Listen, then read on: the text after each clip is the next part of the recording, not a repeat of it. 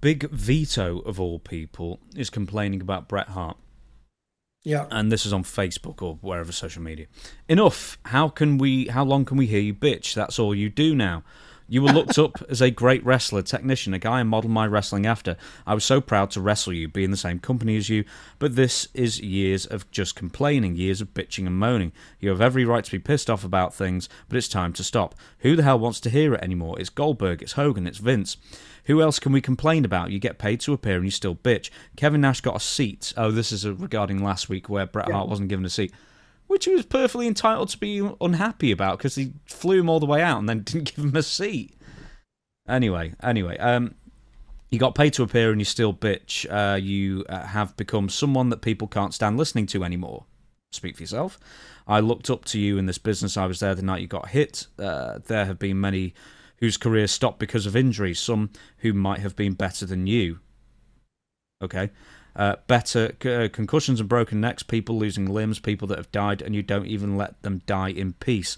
I got plenty of beef. I say it once, and that's it. I make my point, but bitching with money in the bank, you're treated like royalty, and you treat people terribly. You still get paid by the WWE, and you're still complaining. How about this? Take your ball and F off home. It's been said. Finally, someone has spoken. It's me. Oh, thank God, Big Vito's spoken out.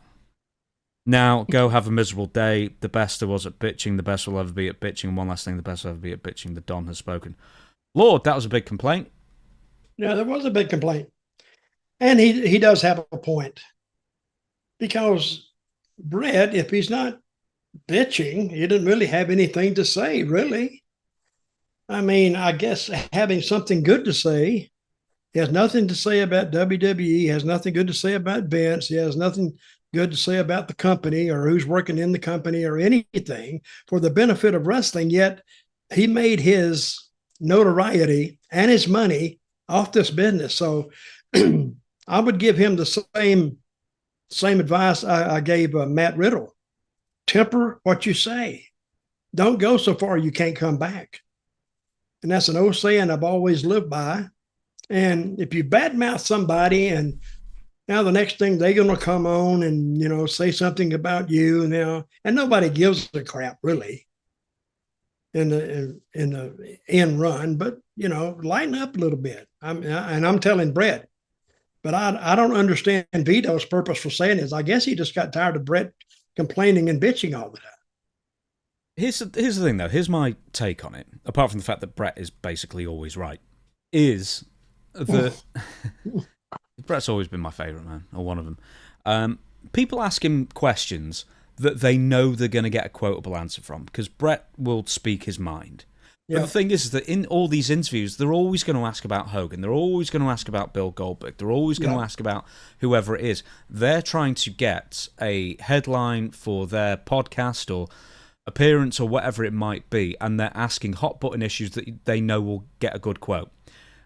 I don't think it's Bret's fault that he's been asked these questions. You can blame him for being honest. And for the most part, he's got a point. I mean, occasionally, he might moan too much about Goldberg or whatever, but for the most... And then there's also, like, the seat thing, because SummerSlam, if people don't know, WWE booked Bret to appear at SummerSlam. He was going to sit out in the front row and watch the show, and they were going to show the camera on him and get a big cheer from the crowd, and that was going to be it, pretty much. But when he got there, they told him that there was no seat available for him. They'd miscounted or whatever. I don't think he needs the money. I think he was just doing it. I don't know why he was doing it, but he was doing it to do one thing, and then WWE didn't follow through with putting him on camera. So I think that was his grief, his gripe. Which is fair enough, but once again, you can look at that one of two ways. He got paid to watch a show and then fly back home. He's saying basically that WWE still has a vendetta against him and embarrassed him by bringing him out there, but yet at the same time didn't give him a seat. I don't think they let everybody knows now.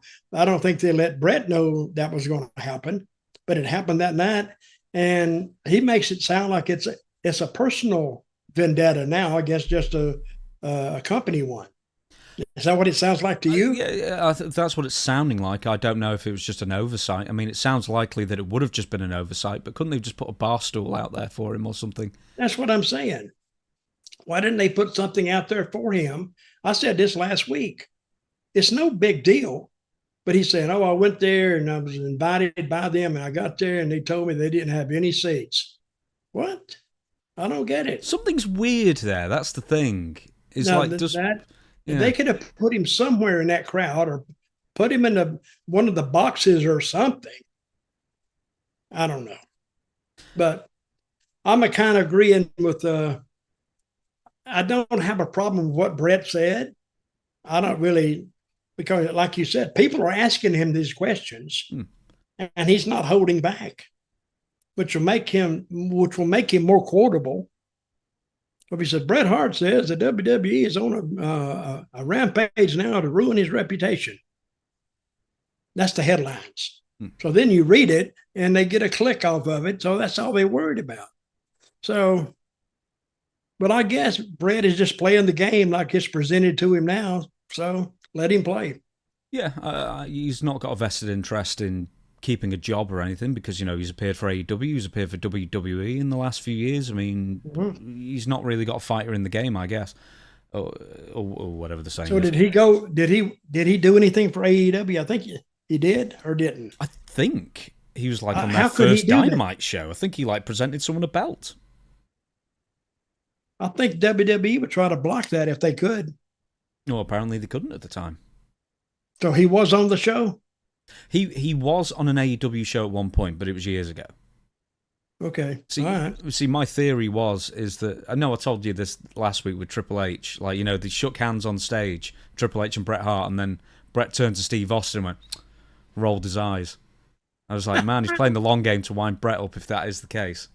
See, I think that's one reason people pay attention to wrestling, because it exposes his I hate this guy and I hate this guy and I don't like this guy. I think they can see through that, and I think that's one of the reasons that wrestling has such popularity online, because you're hearing all this stuff, making it up, and there's not a day goes by that you can't read something about anything going on in the wrestling profession. I don't know, but is that true in the soccer profession? You said was much more popular than wrestling. Oh God, yeah, transfers and dramas and all that kind of thing. Yeah, constantly. The one thing you don't get is drug testing. And people talking and players talking about each other constantly. Yeah, really. Yeah, I mean it's more than the NFL. Yeah, there's constant news and millions of podcasts out there about it. Even more than wrestling, if you can believe. There's more. That's what I'm saying. That's football than wrestling podcasts. I don't think pro football has that. Doesn't it? They do to a degree, but not like pro wrestling or even soccer. I don't know.